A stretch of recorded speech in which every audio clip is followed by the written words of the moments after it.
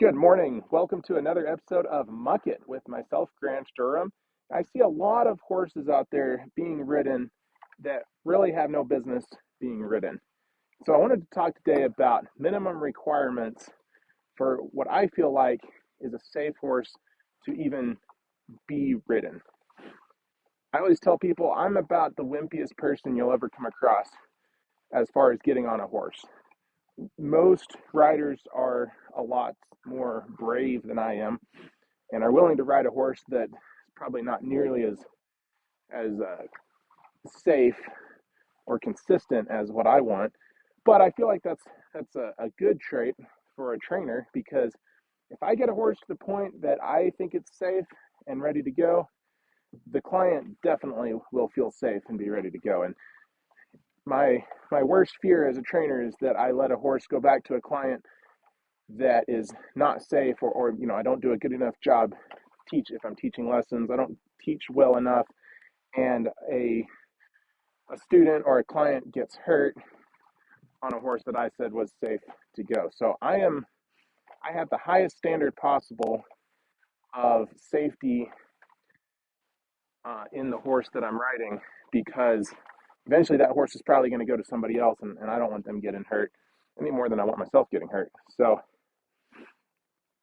what I look for as a minimum requirement to even step onto a horse is, first off, can that horse stand with all 4 feet on the ground, calmly, be licking and chewing, have its head relaxed, doesn't have to be on the ground, but head relaxed, not stuck up straight in the air, and be over there somewhere, meaning not on top of me, not using the human, their owner or me, as their emotional support, system. I want that horse to be able to stand somewhere over there, focused on me, but comfortable and confident in its own skin, just standing on all 4 feet. If it can do that, then, which, by the way, you'd be shocked how many horses cannot do that. So don't take that step for granted. That's a very important piece. Then can I walk up to the horse and maybe stand next to it or stand in front of it, whatever, without it moving its feet? Because if that horse has much anxiety and you're not holding it back with the lead rope, this is all either totally at liberty or with just a loose lead rope that's, you're not holding the horse back with the lead rope. If that horse has much anxiety and you walk up next to it, it's probably going to shuffle its feet a little bit, or maybe just totally leave. If it does any of those things, then it's not at that baseline that's ready to be ridden. You have more work to do. Okay, so you have your horse standing over there, all 4 feet on the ground, calmly licking and chewing, not using you as its emotional support system. Then you're able to walk up to the horse, be on both sides of it, have it not move around and not get, it may lift its head a little bit, but not stick its head straight up in the air and get stiff and bracy and that kind of thing. Then can you pick up either on the reins or the lead rope and do lateral flexion? Can the horse turn its head all the way around to the side, bending at the poll and the neck all the way through the neck evenly, get soft to the lead rope, put slack in the lead rope, and then when you release, it takes its head back nice and slowly. If it's pulling against you and then you release and it's like a slingshot and it goes wham back to the front, that's not good enough. Then, of course, can you saddle it and everything and it stay relaxed? That to me is the baseline. Oh, and one more piece of it. Can you ask it to go? And can you ask it to stop? Basically doing groundwork, essentially lunging. Can you ask it to go, and can you ask it to stop? And it does both of those things easily without you having to pull on the lead rope, and it does those things without getting more anxious. So it can go, not run around and be crazy, and then it can stop without you having to drag it back to you, and then it can lick and chew pretty quickly after it comes to a stop. That is my baseline for whether a horse is ready to get on. And it's the same baseline whether it's a horse that somebody brings me for training, or a horse that somebody is going to loan me to ride or something. It doesn't matter. Or if it's a colt, that's where I need to get my colts to before I'm ready to do first rides. Now, once you actually get in the saddle, there's another kind of set of baseline that I would want to be able, that horse to be able to do before you are going to take it out and do anything that's not training specific. So, there's riding that's training, meaning you're only going to do the things that that horse needs to do that day that are bettering the horse.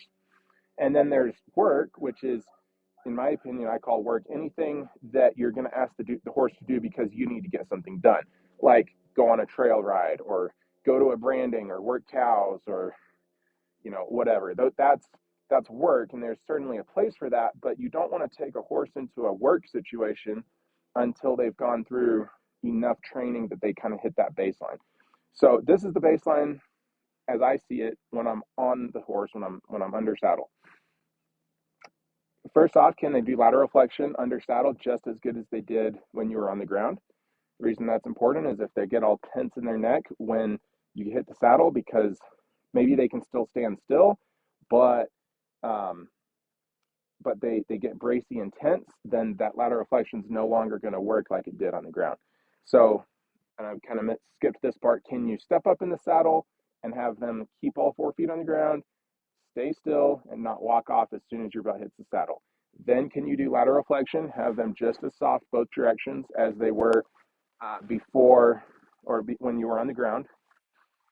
And then in a fenced area, like a round pen or an arena, can you have them go at all 3 gaits, so walk, trot, lope, and do all of that on a loose rein without having to control their speed with the reins. So basically using just your legs to keep them at the walk or at the trot or at the lope to keep them from stopping, but without using the reins to slow them back down.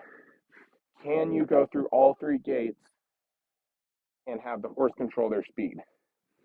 If you can't do any of those things, then that horse is not ready to go on and have anything else done with it. And the sad thing to me is how many horses I see out there that people think they're totally out of the training stage. They think they're, I don't want to call out any one sport, but let's just say barrel racers, but it's every other sport too. Uh, say roping, anything where that horse can't do all those baseline things, but the people take it out and try to compete in their sport anyway. And they might even do pretty well at the sport. But a lot of times that's because the rider is skilled enough to hold that horse together and keep anything bad from happening.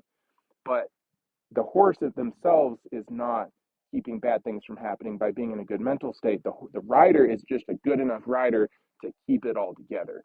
And for me, that's not good enough because I'm not going to turn over a horse to a client and expect the client to be that good of a rider. I hope they are, because you never know what might happen. But the horse itself needs to be in a good enough mental state and well enough trained that bad things aren't going to happen, even if the rider's not capable of holding it all together. So anyway, I hope that makes sense. I would encourage you guys, go back and take that baseline, the steps I mentioned, and I would challenge you to grab your horse and try that. See if you can have your horse stand there, over there, calm and confident. See if you can walk up to it. Go back through that whole list that I went through and see if your horse can accomplish that. If it can't, then I would really encourage you to kind of go back to the training phase and get your horse to where it can do all those things. Particularly if you ever plan on loaning that horse to anybody else, especially a newbie rider. If that's a lesson horse, if you're a trainer or you're going to let your kids ride that horse, or you just want it safer for yourself, it better be able to do all of those baseline things that I mentioned, or else you just shouldn't complain about it when that horse spooks or does something crazy and gets somebody hurt someday, because it's not a matter of if it's going to hurt somebody, it's a matter of when, if the horse can't do all those baseline things. So I always try to relate this stuff that I talk about in these series back to life without horses, back to human interactions and relationships. And because the truth is, a lot of people don't have horses, and I think that there's so much we learn from horses that those people are maybe missing or going to have to learn a different way. And so that's kind of my mission, is to take all this life lessons that I'm learning from horses and be able to apply it to everybody. And so with this kind of idea that we've been talking about today, baselines, and kind of at a minimum acceptable standard for starting your day, basically, or starting with horses, it's starting the ride. Um, I think you could apply that to humans too. And so if you think about there's kind of three categories that we're trying to achieve with the horse through this minimum baseline standard. The first, I would call it emotional stability. By asking the horse to just stand over there on its own, on all 4 feet, and be calm, we're saying, are you emotionally stable enough to find your relaxation inside yourself rather than depending on something outside of yourself, such as another horse, the human, um, anything. It could be, it could be anything. Normally it's another horse or a human, but we're saying, can you find your relaxation on your own, or do you need something else to support your emotional stability? And if you need something else to support your emotional stability, then that's not a sustainable model, because if eventually that horse is going to have to leave that other horse, or it's going to have to leave the human, or whatever is supporting its emotional stability. And when that thing is removed, we don't know how that horse is going to react. It's probably not going to be good. And that's why we want the horse to be able to regulate its own emotions and find that relaxation in itself without anything helping it. So, same thing applies to a human. Can you put away your phone, your computer, not be around your friends, not be around your spouse, your kids, your parents, your dog, your horse, whatever it is that may be supporting your emotional stability? Can you be on your own and the equivalent of the horse just standing on all 4 feet? You might be sitting on the couch, but can you just be present in the moment without any distractions, without anything supporting you emotionally, and be relaxed and be happy, basically?